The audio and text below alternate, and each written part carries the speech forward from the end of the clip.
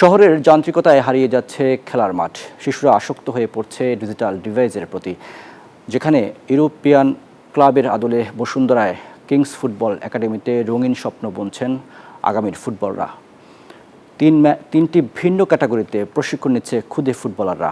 1 October থেকে শুরু হতে যাওয়া প্রতিযোগিতা নিয়ে উচ্ছ্বসিত খুদে ফুটবলাররা। আবির হোসেনের রিপোর্টে বিস্তারিত।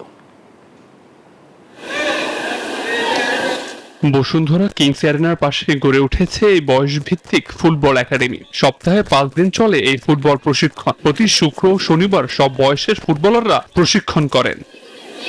যুক্তরাষ্ট্রের 1 নম্বর জিম চেইন গোল্ড জিম এখন আবারও বাংলাদেশে।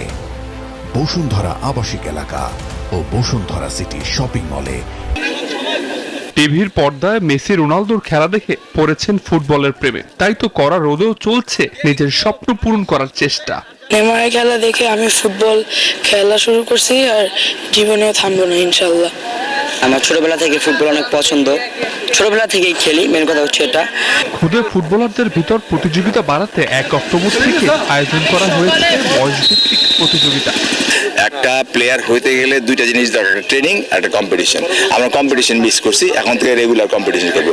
সো মোটিভেটেড, প্লেয়ারটা খুব উৎসাহী খেলার জন্য। আজকে সকাল থেকে সব আগেই, যে টাইম ছিল হয়তো 7টায় চলে আসে 6:30, কারো টাইম ছিল 9টায় চলে আসে 8টায়। প্রতিযোগিতাকে সামনে রেখেই কঠোর অনুশীলনে ব্যস্ত খুদে ফুটবলাররা। এমন প্রতিযোগিতার ফলে খেলার মান বাড়বে বলে বিশ্বাস তাদের।